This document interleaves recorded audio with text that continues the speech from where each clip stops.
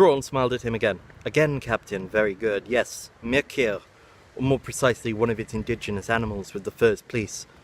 The second is on a world called Wayland. He waved the data card.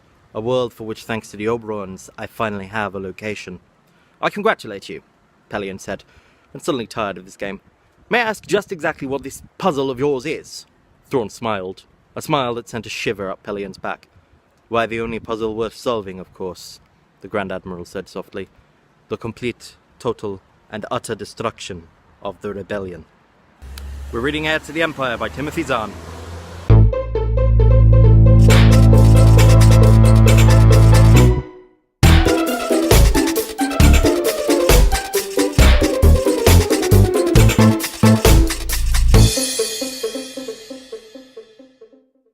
Hi, welcome to another fun episode of Guess What Max is Playing, Guess What Max is Playing, Guess What Max is Playing today. It's a work in progress. I have a love-hate relationship with Star Wars. I hate the Jedi, I hate the Sith. I hate that the Clone Wars is way more interesting in the original trilogy than it is in the prequels. I hate that the Jedi are emotionally immature pramps. I hate that the Empire, the bad guys, are cooler than the actual heroes. I hate that weird CGI Grand Moff Tarkin in Rogue One. I hate that I almost won a game of Battlefront 2 with one reinforcement point left, and then I got sniped by a bloody droid robot. Ugh. Ugh. That was almost 10 years ago, I'm still bitter about it. But I do love a lot of stuff. I love Grand Admiral Thrawn. I love the whole aesthetic. A bright, shiny future 20 years ago. There's a layer of dust, a layer of grime, a layer of rust, everything's faulty. I love that, that's brilliant. I love the TV series, especially Star Wars Rebels. I love Thrawn. I love all those stylistic choices inspired by Akira Kurosawa's movies. I love Mithra Naruto of the Chiss Ascendancy. Am I saying that right? Mithra Naruto. I love the casting choices. Yes, even the ones people were angry about for no reason. I love HK-47. Even though he'll probably kill me in my sleep. And one of the things I love the most about Star Wars is the character Lars Mikkelsen plays in Star Wars Rebels. So, being such a fan of Thrawn, it might seem weird to some people that I never actually read the Thrawn trilogy. I knew Thrawn from Rebels first. Luckily for me, a friend of mine lent me the books to read over the Christmas break, and I've just finished the first one, Heir to the Empire. Now, I'm gonna ramble about it. And, after I'm done rambling, I'm gonna give you a few hints about what Star Wars game it made me want to play. And next week, you can tune in and see if you were right about that guess. Do you want to play? Tough luck, you're gonna have to if you keep watching the video. Right, if you don't mind spoilers, stick around and we'll begin. So first off, let's talk about the reason I was drawn to these books. Grand Admiral Thrawn. Grand Admiral Thrawn is the main villain of the piece, and unlike, say, the Emperor or Darth Vader, Thrawn doesn't needlessly kill his subordinates and go off into a rage. He does kill one subordinate, but he's very calm about it. Like I said, he doesn't explode with rage. He's calm, he's cool, he's collected, he's badass. And we see most of this through the eyes of his second-in-command, Captain Pelion. Pallion? Palin. I've been saying Pelion. Anyway, seeing it through Pelion's eyes really hammers home that Thrawn isn't like the Star Wars villains we're used to. He isn't some raging supervillain. He's a brilliant, deductive, tactically minded... Frankly, he's a genius. Excellent tactician, incredibly observant, incredibly intuitive, and most importantly, he's not leading his men through fear. He's inspiring loyalty in them. He even knows when he's beaten, and I really like... At the end of the book, his whole master plan gets thoroughly defeated. It's a bittersweet victory, but he still loses. And his response to this isn't to fly off the handle, it isn't to, like, order an all-out attack, it's just to go, this is not ideal. Alright, we're done here, we're beaten, everyone withdraw, let's go.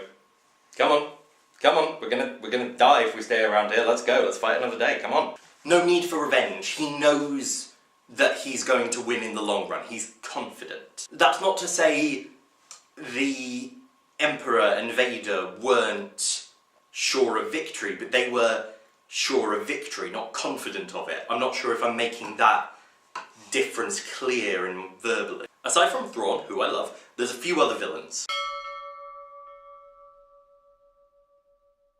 While Thrawn is a military commander in charge of the army, he's no emperor, he's got no force powers. So, he's got a dark Jedi with him, and God, I love the word Dark Jedi way more than I like the term Sith. This Jedi is Joruus C'baoth. Joruus C'baoth? Probably Joruus C'baoth.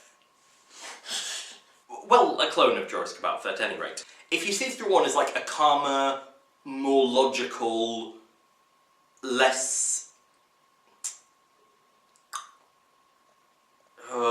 reactive version of Tarkin, then Joruus is the opposite of that for the Emperor. He's actually a foil to both Luke and the Emperor. He's hot-headed, he's impatient, he wants to find more Jedi he can control. Well, control, dominate, rule. He's got weird ideas about power. A subplot in the book follows Thrawn sending out commandos to capture Luke and Leia and give them to C'baoth so that he's got Jedi to dominate, basically. Also, Leia's pregnant with twins who are probably going to turn out as Jedi. That's a plot point. That's specifically why he wants her. We have the other two villains, Mara Jade and Talon Karrde. Mara Jade is this very intense young woman with a burning hatred for Luke Skywalker because he destroyed her life, and we don't find out why until quite a ways into the book. Luke doesn't find out why until quite a ways into the book. He spends a long time going with this lady who hates him and keeps saying she wants to kill him, and he's just like, why, I've never met you. The reason for this is because she killed the Emperor, who was Mara's master. I think they're implying that Mara's maybe a Jedi. I don't know. I'm gonna level with you, I've started reading the second book, Dark Forces Rising, so a lot of what's going on in my head about this book is being influenced by stuff that's coming up in the one after. She's working for this smuggler called Talon Karrde, who is essentially like a nicer, less slug-like version of Jabba the Hutt. He's running the criminal empire Hutt left behind. He's running the smuggling operations that Hutt abandoned after he got stabbed. Choked? How did Jabba die? Choked. Leia choked him with a chain. Got it. Right.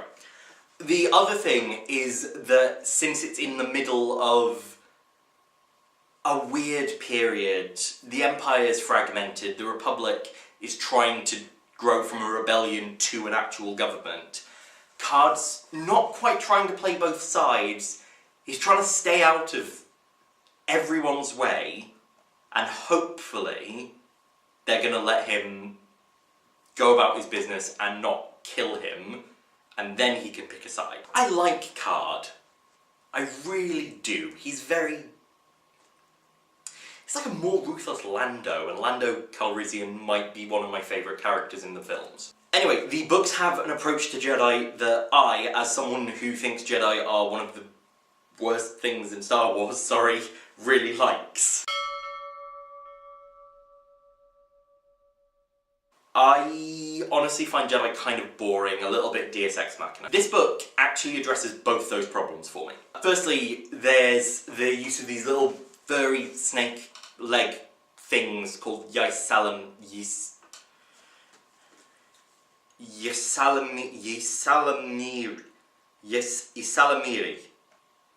Right? Ysalamiri actually negate the use of the Force. So we're having to see Luke rely not on mind tricks and telekinesis, but his own wits and his own skills and his own Lukiness. Can't believe I said that. And he excels in it. Whereas when C'baoth is met with a similar situation where Thrawn uses Ysalamiri to block his powers. I'm still not sure I'm reading that right. C'baoth gets mopey and angry and almost like a child throwing a tantrum. It's a really good comparison between the two of them. It made me understand Jedi a little bit more than I had in the films, any of the films. Luke still uses his Jedi meditation techniques and stuff he learned from Yoda while disconnected from the Force. They don't help as much because he's disconnected from the Force, but they still help clear his mind, focus himself, concentrate. For him, being a Jedi isn't about being emotionless. It's about keeping himself controlled and level-headed. And I don't think the prequels got that across. The prequels really didn't get that across. I might just have a problem with the Jedi in the prequels. C'baoth, on the other hand, sees being a Jedi as having power. Whether that's power over other Jedi, like we mentioned, power over normal people, like he has at the start of the book when he's ruling the planet Wayland, might be the city Wayland, one of the two, or just plain old magical power, like Force lightning and stuff. We also encounter people who don't like Jedi, like me, my people. Their reason is a bit better than Deus Ex Machina, or they're just a plot device at some points. It was that it's that the Jedi looking out for them turned evil, killed a bunch of them, and ran off to Dagobah. So they implement this strict no Jedi on the planet policy, and the characters are fine with that. Like, they say to Luke, oh, you probably shouldn't come, these guys hate Jedi. And Luke's like, well, that's upsetting but understandable, I'll stay out of this, because, God, I'm liking Luke Skywalker more and more and more as I read these books. The nature of being an evil Jedi isn't shown as a quick falling to the dark side or making one decision that messes you up like we saw in the prequels with Anakin. It's shown as having to make lots of choices. I don't know how to explain this. I'm trying to verbalise it. It's shown as having... It's just shown as choosing to be a good or bad person. Luke debates using mind-influencing powers and even like just regular conventional but underhanded tactics. Is like, would a Jedi do this? And he decides that, yeah, it's not great, but I'm doing this to fight evil, I'm doing this to save my friends. Being good or evil, being on the dark side or the light side, isn't being dragged there by weird screaming forces of evil. It's just, in this book, it feels like a euphemism, almost. Falling to the dark side is just being a bad guy. And I love that. That's refreshing after most of what I've seen has had Sith and Jedi is like this big divide. One small thing I wanted to point on that is it's one of the things that bugs me about the games that you have force powers that are divided into light and dark, and it seems almost arbitrary for that. Luke contemplates if he'd be able to use lightning. At one point very early in the book, he starts thinking about that. C'baoth, who, yeah, he's definitely evil, but doesn't know he's evil. I think he doesn't know he's evil. It's hard to explain. I get this feeling that C'baoth still thinks he's a Jedi. Like a good guy Jedi. God, this is hard to explain. I'm beginning to see why they implemented the word Sith. But C'baoth, who is a Jedi Master, uses Force Lightning. It doesn't have that weird break that especially the games do, of putting certain powers as good, certain powers as evil. The Force is just this thing that exists. Whether you use that towards good or evil is ultimately up to you. Also, speaking of things I also freaking love, Leia is a Jedi. Yes! Holy shit, yes! She's got a lightsaber and everything. To be fair, she's more like training to be a Jedi. And the reason she's not gotten as far as Luke did is because she's busy doing all this diplomatic stuff and figuring out how to help the rebellion turn into the Republic, all of that junk. While I'm talking about C'baoth, he's a clone. Like, that's one thing they point out. He's a clone of a Jedi. And it calls attention to this fact that I forgot, the prequels were the thing that fleshed out what the Clone Wars was. And I honestly think they work better when you don't know what they are. On my notes, I've got here, Future Max, tell them you wrote this at 11:46 the previous night, all in capital letters. That's probably why I'm really rambly. Final thoughts, it's great. I would really recommend this book. I think they did a re-release of it recently. Go read it. It's this wonderful Star Wars book that examines like good and evil in a very subtle way, but it's there. The idea that the good guys aren't all good, they've got bad traits. That the bad guys aren't all evil, they've got good traits. We have good guys who are still scheming and plotting and trying to build up political power, and we've got bad guys who are inspiring loyalty and like affection and stuff from their troops. Of course, the main reason you want to read it, Thrawn is in it. Right, so Next episode of How Not to Play was something I decided to play after reading this book. So here are your 3 hints. 1, it's set in the Star Wars Legends universe, like this book. If you don't know what Legends is basically the old expanded universe before Disney took control. I believe the Legends universe is the 6 movies and any expanded universe material released before Star Wars Rebels, but I'm not 100% sure. 2, it features a Chiss as a fairly major character, specifically a Chiss working for a Dark Jedi. So the terminology might be different. They might say Sith, they might say Dark Jedi. 3, tactical planning and troop combat plays a big part in the gameplay. Like in this book, how Thrawn is a master tactical genius who knows all about combat stuff. So, do you have any ideas? If so, leave them in the comments below and stay subscribed so you can find out if you're right. See you then. Thank you for watching. Take care.